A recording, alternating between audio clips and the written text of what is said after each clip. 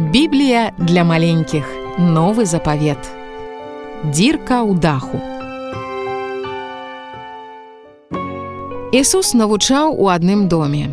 Туды прыйшло мноства людзей, бо яны чулі, што Ісус аздараўляе хворых. Дом ледзьве змяшчаў усіх ахвочых паслухаць Ісуса. Шмат людзей было вымушана стаяць звонку, і нават на двары не хапала ўсім месца. У той мясцовасці жыў чалавек, які не мог хадзіць. Ён быў спараліжаваны. Ягоныя сябры паверылі, што Ісус можа яго аздаравіць. Яны паспрабавалі занесці гэтага чалавека ў дом, дзе навучаў Ісус. Але там быў такі вялікі натоўп, таму яны паднялі хворага на дах, сябры зрабілі ў даху дзірку і праз яе спусцілі хворага да Ісуса. Ісус убачыў, якая моцная вера была ў гэтых людзей.